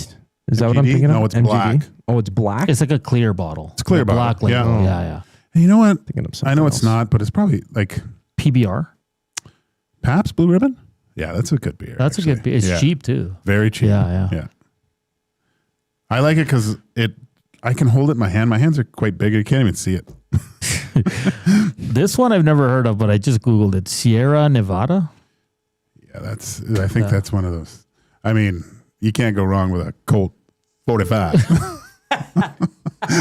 You ever have those malt liquor ones? Oh yeah, back in the day when you thought you were a gangster and you'd drink the OE. Oh man, Shark, like that stuff, and it gets you rocked. The Big Bear. Yeah. The Big Bear. Yeah. Oh my gosh, I got like they still on my corner store they have them, and once in a while, if I'm feeling very adventurous, and I know I'm on the dog walk for a while, and I'll grab a Colt 45. Yeah. And drink that thing. Oh. My wife's like, "What happened to you?" Sometimes I like I don't want to buy a case or anything, so I'll buy like the super cans, but I'll buy 3 different flavors. Like I'll get like Beck's, for example, if I'm feeling like that, right? So I have different options. I like doing that. You know, one of the best places in the city to get a mix pack, because you go in and you just want, I want one of those, but you don't want to buy 4 of one. It's the Keg and Cork on 91st. You go into that, they have Napstered beer. Nice. So everything's a single, every single one. So you just get your little click top thing, and you can pick 4 different, or whatever, 18. I don't know what you need, but Black Ice. Oh God, that is just pure sludge and grossness.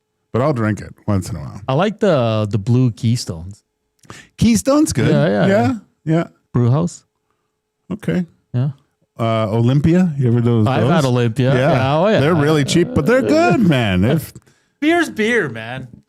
Well, there's some I won't touch anymore, but no. Now, does your beer change with the seasons? No. Do you go with a heavier beer in the winter? No, and lighter in the summer. It just depends how I'm feeling that day. Really? Sometimes I want I'll have a Guinness or a darker beer. Sometimes I want to go light. Like I said, I've kind of enjoying the sours a little bit more now. I know you're into the sours. Yeah. Well, I only had a couple sours that I liked, but you know what I kind of enjoy right now is just a straight Corona. Corona's good with the lime or lemon. Lime. I think I drank 6 Coronas in 3 minutes. They're an easy. Dude, I pounded these things. I always find Mexican beer like what's that one called? Pacifico. Dos Equis? Dos Equis. They're so easy to drink. You said, 3 sips and I'm done. I drank one in 2 sips. The first one was done. Even my dog looked at me weird. So no walk? Dad's hammered. Dad's laying on the carpet. He's trying to get me out of his bed because I'm in it. I haven't had a Corona, man, in years. What? Yeah. Okay, Friday. We should have some Coronas Friday. Well, I'm not drinking, right? I'm just running now. I've dedicated my life to running. You should see his face. Dusty, if you're listening, I need to know. I'll smell it. I don't trust Hernan anymore. I'll smell it. What does that even mean? You can have a Corona Zero. That's true too. Hey, the afternoon inbox is presented by the River Cree Resort and Casino Tap 25 restaurant, where you can find a prime rib special for just $18.99. It's available 7 days a week from 11:30 a.m. to 11 p.m. On the other side of the break, it's time for Screw it. Let's do it parlay. That's coming up here on EST Afternoons. Here's Scoop Sports Update.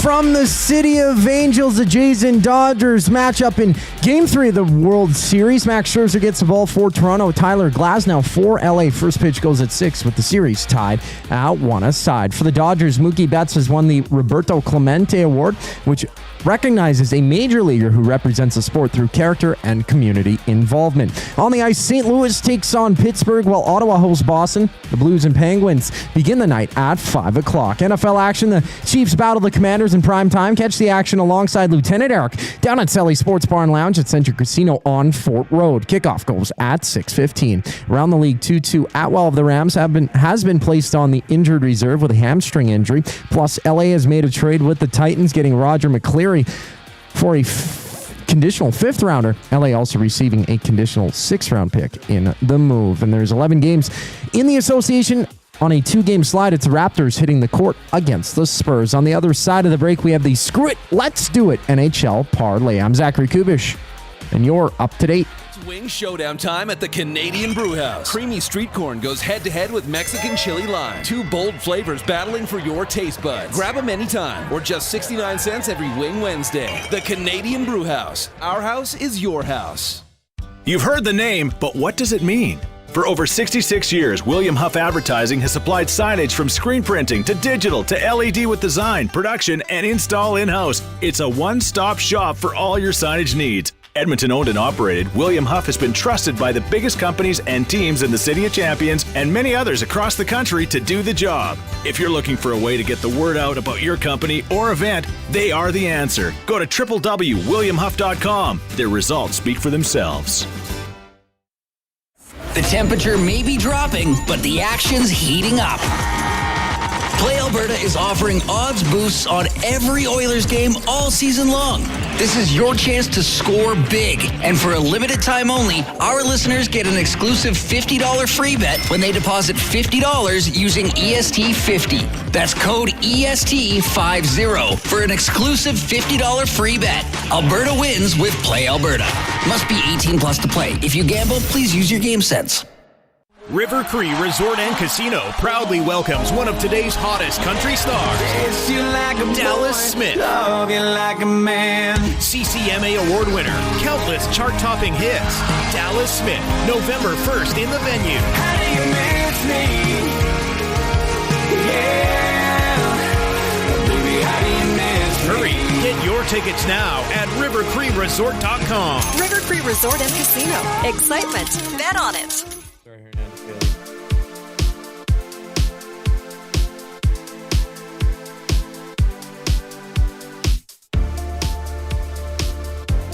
For 7 minutes. We're back here, final segment, EST Afternoon. Hey, coming up in about 12 minutes, Reed Wilkins, Jay Milne with the Reed Wilkins Show. So keep it locked here on Edmonton Sports Talk. It's going to be fun. A lot of beer talk. Bonnie Doon Rod drinking those Big Bears at those bush parties back in the 90s. Hey, Hernan? Oh, yeah. Bush parties? Remember in the 90s? You got those in Chile in the jungle? I was here. Oh. Crushing Big Bears nonstop. Wrestling Big Bears. Dudley says, do you know what's surprisingly good? The no-name beer at the Superstore liquor stores. Really? I've had those. They're not bad. Yeah. Now I'm going to have to go get a beer. Well, you got some here, buddy. No, but there's certain ones I just want to have like a good one. What's a good one for you? The Phillips Amnesiac. What? It's the Phillips Brewery Amnesiac. Do you just ever have like a domestic, like a just a good pint of Coors Banquet? I'll have it. Sometimes if I go to the Newcastle pub, they have some good beers there. They have a local one. But yeah, I'll get a domestic one. That's like my for domestic beers, like the Coors Original. Well, it's called Coors Original. That's my favorite. Yellow Jackets. Yeah, they're good. Yeah. My wife likes those beers. Yeah. Like she doesn't like IPAs or dark or any sort of flavored or, you know, the old the apricot, the old Alley Cat apricot. That was a solid one. Yeah, I like. They still have it. There's one at Brewster's called the Flying Frog, which is good. Jesus. Hammerhead. That's their own, like, right? Yeah, they make it. It's Yeah. like the gold, yeah. What am I looking for? Oh, there. Yeah, it's a double IPA, the one I like, but it's not to blow the back of your head off. But if you haven't eaten anything, be prepared to sit down for a little while. AGD or Alberta Ice for me. Isn't AGD like the beer? Yeah, it's good. Yeah, you just rip the top off. I liked when it ripped the top off. Now it's a snap. I liked when you could. There was always the danger of ripping your lips apart. Yeah. Do you remember Molson Dry? One of the first beers I got sitting outside a liquor store with my buddy in Vancouver, trying to get someone to buy us beer, and the guy bought us a 6-pack of Molson Dry. How we like ran around the corner, and I remember tasting it, and it was supposedly Molson Dry, and my buddy was like, "It's good." I go, "Yeah, so dry." I didn't know. I'll be honest. That's one of my favorite beers of all time, and it's hard to find now. No, it has it. My corner store has it, but it has it in like the $7.50. You can't get a case or anything like that. Thank God. So, where are you going with your picks today? Okay. Well, I kind of want to hear your guys'. Well, okay. I'm gonna go. You go first. Yeah, I don't think you've ever gone first. I'm gonna go Buchnevich goal. Who? Pavel Buchnevich goal. I think you have to be able to say the guy's name if you're gonna pick him. Buchnevich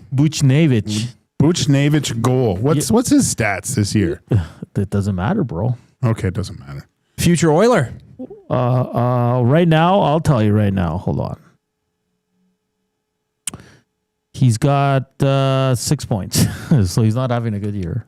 It's not a Should bad I year at change all. it then? No. Oh, no. Okay. He almost has a point per game. That's not a bad year. I'm gonna go with the Hansel of the Pittsburgh Penguins, Evgeny Malkin. Goal. Oh. I was going to go for a point from Evgeny Malkin. That's what I was going to do. Now I'm flustered. So I'm just going to go Sidney Crosby instead. But for Evgeny Malkin, he's on a 6-game point streak right now.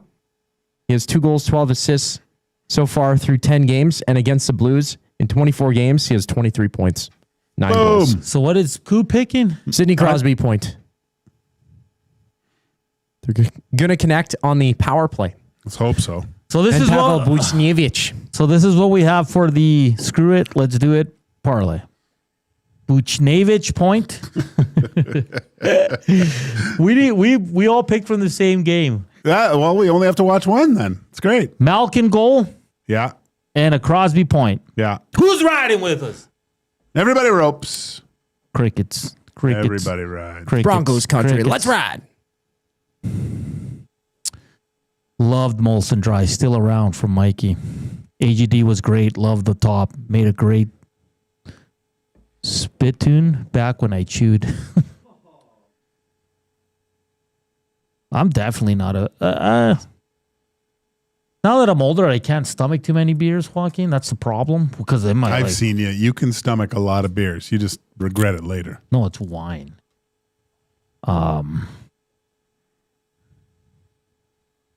So you're not drinking anymore, eh? No, wait. Casino Dealer J has Buchnevich point. No, it's a goal. I said goal, right?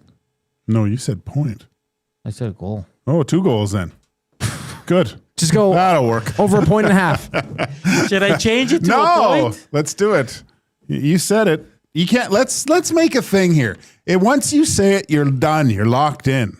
You can't go back. And for cross-reference as well, Sidney Crosby, 11 goals, 14 assists in 26 games against St. Louis. And Buchnevich has 3 goals in 5 career games against Pittsburgh. Well, perfect. Okay, so it's Buchnevich goal, Malkin goal, Crosby point. Tomorrow, we're all over Edmonton, Utah. The red-hot Utah Mammoth. Nick Schmaltz, Logan Cooley. I might Dylan put money on Gunther. them to win the cup. They're in town tomorrow to take on the Oilers, who are on a 2-game losing streak. They did get 1 point yesterday, so that's all good. They are off to their best start in 3 years, so the positives. If we hit this, we are going to bring in some Colt 45s for tomorrow. Oh, some OEs. No? Poob's never tried malt liquor. Probably not. No. I don't know if I want to. It's like Hernan with the chicken waffles. Suck it up, Buttercup. Oh, this is bad juju. Duck that says Buchnevich is hot right now. Goals in 2 straight. Oh. Why is that bad juju at all? Because it's very rare that they're going to score in 3. You could go the other way with that too. Okay. Well, he hasn't scored in 2, so he's not going to score tonight. Malkin's hot right now. He's Hansel. So hot right now. Hansel and Gretel.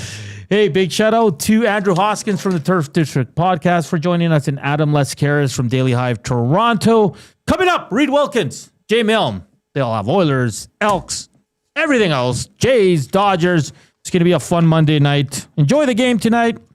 Stay warm out there. For Koo, for Joaquin, Hernan, say thank you for watching. Thank you for listening. Thank you for the thumbs up. We'll chat tomorrow to tee up Oilers and Mammoth. Love you guys. Chowders.